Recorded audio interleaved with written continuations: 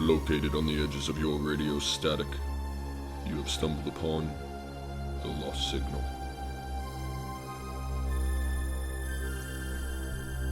Tonight, we bring you a production of Wyllis Cooper's The Thing on the Fourble board, originally airing on Quiet Please in 1948. Tonight's production stars the Lost Signal stable of actors.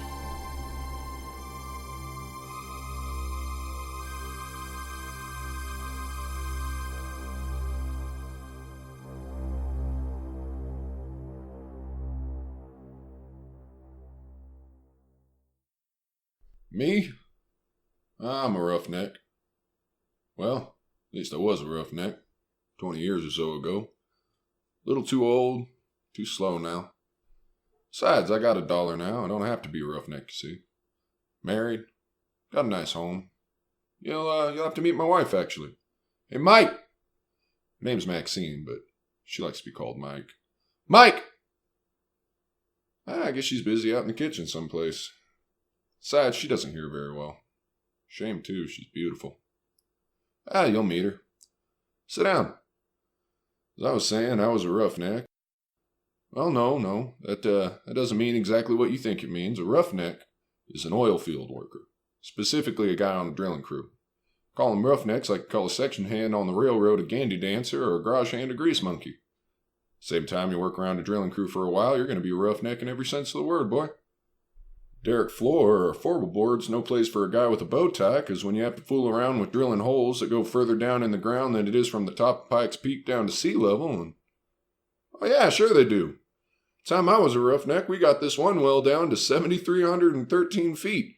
That was a record at the time. But last May, Pure Oil brought one out in Toronto Valley in Wyoming at 14,309 feet. That, friend, is almost 3 miles. Quite a hole. Sure, I don't think there's an oil man in the world that don't wonder one time or another what's going on down there besides rock and oil and gas. Oil that's made out of trees that died 20 million years ago. Oil made out of dinosaur bones.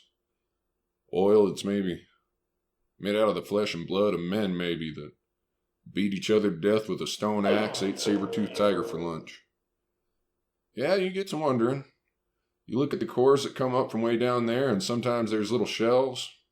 Trilobites mostly. It was alive when Manhattan Island, where New York is, was under half a mile of ice. We found something once. Me and Billy Grunwald. Something found us. Yeah, if you got a second here, I'll tell you about it. Clear down to around 5,400 feet, we'd set casing that began to get water, so we had to stop drilling and cement off. Well, you see, when the water begins to seep in the hole, you pull out your drill pipe. You let down a cementing shoe inside the casing and you plug up the bottom of the hole, casing and all, with quick hardening waterproof cement. Then, when it's hard, you drill through the cement and go on down, and the cement outside the casing at the bottom keeps the water out. Well, we had the drill pipe all pulled and racked, and the cement was setting, see?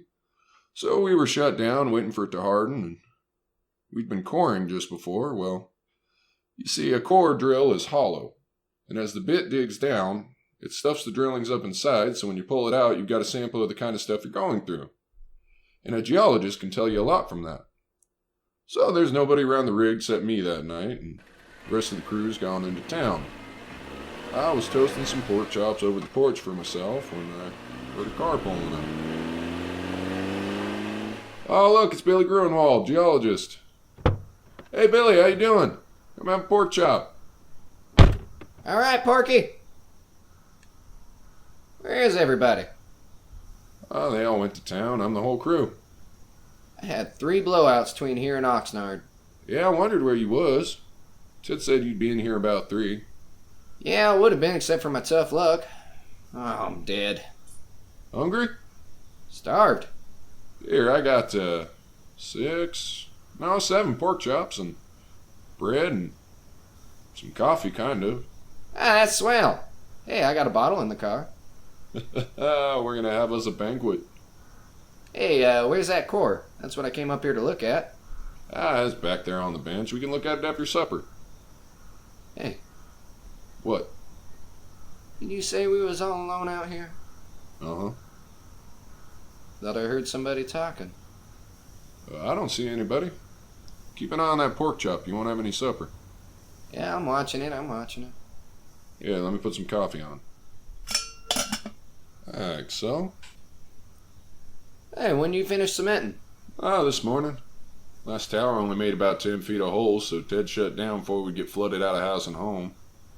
Funny about that water. How? There not to be any at that level, according to my figuring. Well, I mean, there is. Is it salt? Sure. Right out of the bottom of the ocean. Yeah, that's funny. Well, maybe I'll be able to tell you something from the core. Yeah, I hope so. Last core I looked at, I'd have sworn we were getting into shale. That's funny. Yeah. Yeah, it is. Hey, your pork chop's done. Take some bread. Yeah, thanks. Oh, man. Good, huh? Mm-hmm. Yeah, put on another. I had 2 already before you come. Hey, much obliged. Yeah, you never can tell what's down there. Getting all mapped and plotted out, all the strata, and all you know is what comes out of the hole. Yeah, I'd like to go down there sometime if I was little enough. Never get you down a hole. Yeah, Billy, but you fit. You're skinny. I'll stay up here and look at the cores, bud. Where is that one? It's behind you over there. Oh, well, I'm gonna have a look at it. Why don't you wait till you finish your supper? I'm just gonna look at it. Put on another pork chop for me. Yeah, sure thing, Billy. Wow. I wish those screech owls would keep... What's the matter? Hey, wait a minute, Porky. What? Listen. What's eating you? You know, I'd have sworn there was somebody up there on that Fourble board. You're crazy, Billy. Nobody up there. Standing off against those stands of drill pipe over there, you see? They're just rack crooked. One of them slipped. Come on back and eat your chop. Yeah, I guess so, only... What are you so jittery about, Billy? Come on, eat your sandwich here. Yeah, well... Thanks, Porky, I don't know. I'm just naturally that way, I guess. I'm always scared of the dark. I hate to be a baby, but I can't help it. Scared of the dark, huh? Honest? I know. Stupid, ain't it? Oh, I don't know. Everybody's scared of something. I mean, me. Spiders scare the tar out of me. Black widows. I know how you feel, Billy. There another light over there? Yeah, here. Oh, that's better. Hey, listen, Porky, go out to the car and look in the left-hand door pocket. Bring back that bottle, will you? That's what I need. Yeah, okay, kid, okay. So I picked up a flashlight, turned around, went outside, found the car, got the bottle. The floor of the derrick was all lit up, and when I saw a beam of light suddenly flash up toward the Fourble board, I laughed. Billy Gronwald and his ideas. Sure, I looked up. Wasn't a darn thing up there, except the drill pipes racked against the fingerboard. Oh, this Fourble board. You've seen oil derricks or pictures of them, right? You know that little platform that runs around the outside of the derrick about halfway up? Well, that's a Fourble board. See, a drill pipe comes in lengths, and you handle them with several lengths screwed together so as to save time getting them in and out of the hole. 2 lengths is a double, 3 is a treble, 4 is a Fourble. When you pull the pipe, you heist it up inside the derrick with a traveling block, which moves up and down from the crown block at the top of the derrick. Then, when a Fourble board of pipe is pulled out, it's held to the rotary table. Break the joint with tongs, like a great big Stilson wrench, you see. Snub a cable that's fastened to the handle over the cat head on the drawworks, and that breaks the joint. Then you hold the tongs on the pipe, give the rotary table a few turns to unscrew it, you heist away with the traveling block and swing it over against the fingerboard, leaned against the derrick.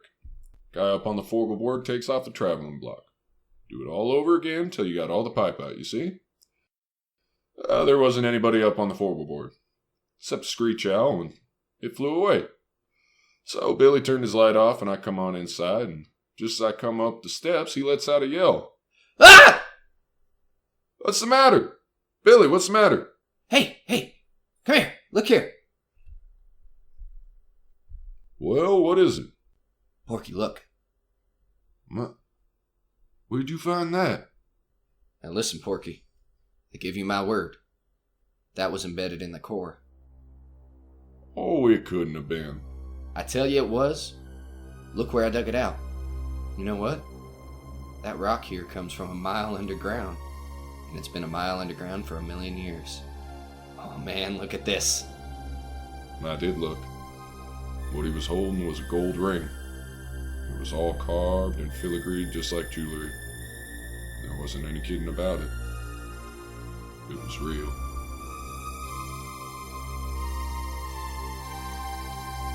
You're listening to the Lost Signals production of Wyllis Cooper's The Thing on the Fourble Board. Don't forget to subscribe and follow us on iTunes, Spotify, YouTube, and other podcasting platforms of your choice. Thank you. We now return you to our production. No. Hold your horses. Wait a minute. Hang on, I ain't done. Poked at the core of the rock that looked like kind of like petrified salami or something. Then it was my turn to pretty near jump out of my pants. It was right alongside the place where Billy dug out that ring. There was a mud-covered but very unmistakable finger. I picked it up and it was cold and heavy. It was solid rock. At least it felt like solid rock. And I looked at Billy and Billy looked at me and he started to rub the mud off his finger. And as he rubbed it, it began to disappear. Like he could still feel it, he said. But when the mud was gone, neither of us could see it. And he dropped it on the derrick floor and it went clunk. We couldn't find it anyplace. So you know what we done? Well, we took that bottle and we finished it. Billy and me. We finished it in one slug apiece, and it was a full pint of bathtub gin that tasted like just so much well water to me. And then we sat down on the derrick floor and we looked at each other. Didn't say a word. My eyes got heavier and heavier, and last thing I remember is I heard some kind of noise that seemed to be coming out from the Fourble board 80 feet above us. Shut my eyes a minute. I guess I went to sleep. I had awful dreams. Black widow spiders crawling all over me with gold rings on their legs. Things I could hear but couldn't see. Up on the Fourble board. Billy Gruenwald climbing up the ladder outside the derrick in the moonlight. Faces looking at me. Couldn't figure out who they were. And I was waked up by a horrible scream. Crash alongside me that shook the whole derrick. I opened my eyes to see Billy Gruenwald lying on the floor 2 feet away with a broken neck. With a broken neck in his left hand, well, he'd put that gold ring on the little finger of his left hand. The way his arms were spread out, I could see his left little finger and the ring were gone.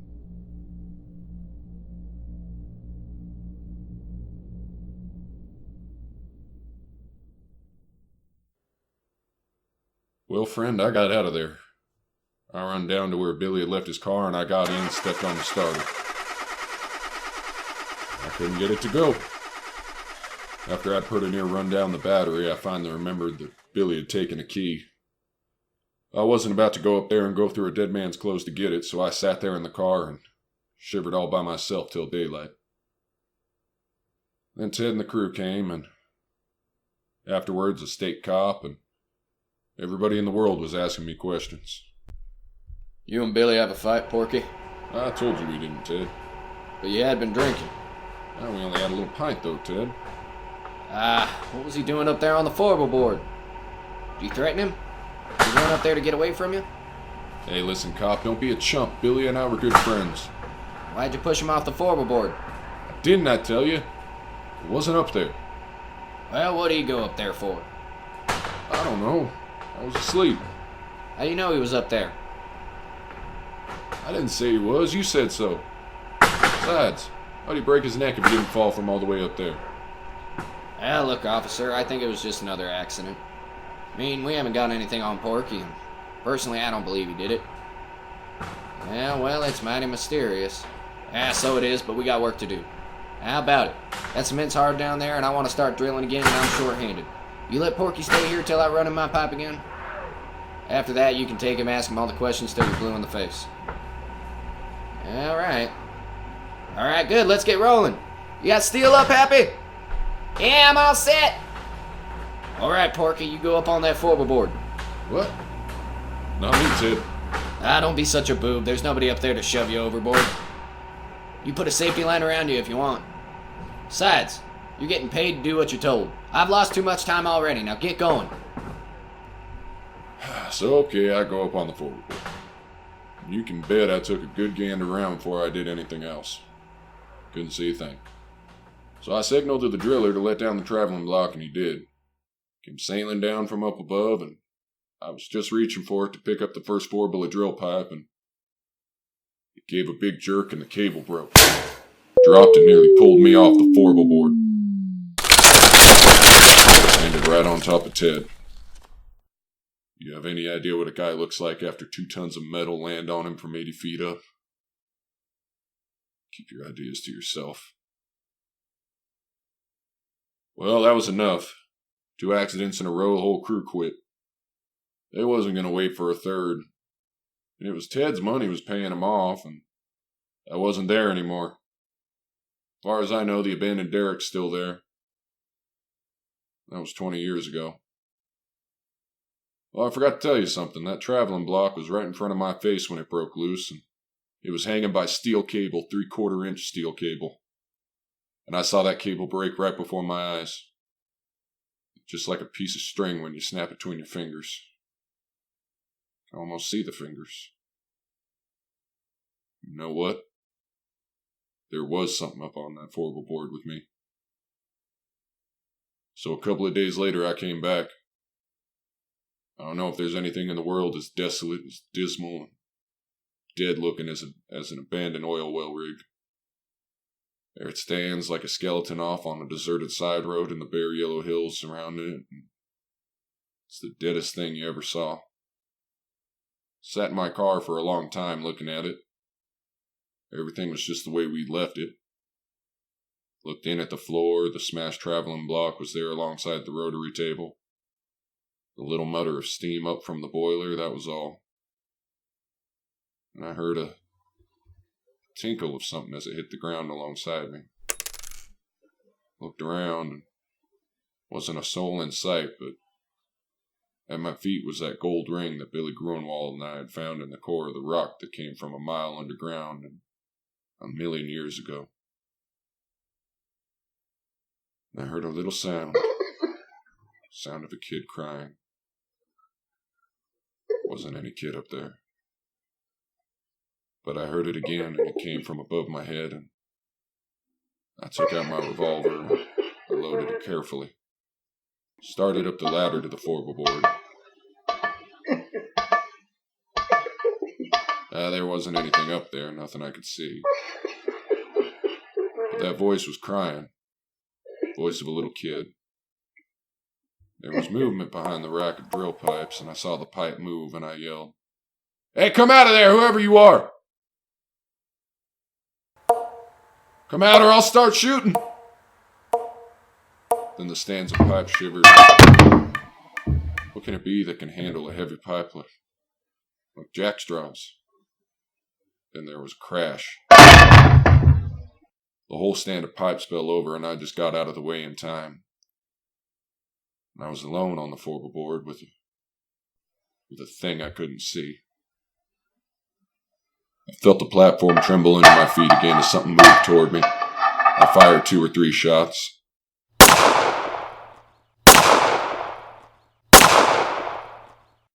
Nothing happened. I started backwards. I knew it was following me because I could hear it meowing like a cat. My feet tripped over something and I saw it was a big can of red lead that somebody had left up there, and without thinking I picked it up and threw it at the sound, and it splashed. And there it was. And I wish. Oh, I wish. It's the face of a little girl, frightened, crying with hunger and terror. Hands like a human being and a finger missing from the left hand. And a body. I'll tell you about that. I told you how I'm scared of spiders. But I knew where it came from. It'd come up from the bowels of the earth, come riding up the drill pipe as we yanked it out of the well. To an alien world. And it was lost. It stood there dripping with red paint. Blood red from head to foot like some horrible dream. It put its hand on my arm. Its hand was stone. Living, moving stone. It looked into my eyes and meowed like a lost kitten. 20 years ago, I discovered many things about it. What it used for food, that it was deaf, that it was invisible and couldn't see people when it was invisible, that if you sprayed it with mud or paint or grease paint, makeup, that it could see people. Believe me, I didn't want to see its body. I could see that in my nightmares. But its face. I can't help wanting to see that pathetic little girl face. I'm afraid maybe It's very beautiful. When it's well made up, it's making it up. Rubbing grease paint on a stone face that looks at you and smiles and makes sounds like a lost kitten, and yet I can disguise the body in long dresses. She can't hear very well, and when she's hungry, I have to stay out of her way. Found out what she likes to eat, remember? Whoa, hey, sit still. Got a gun on you under the table. Sit still or I have to shoot you.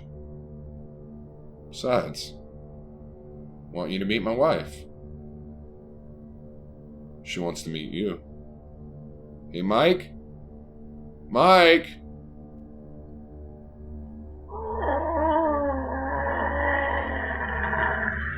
There she is. Come on in, dear.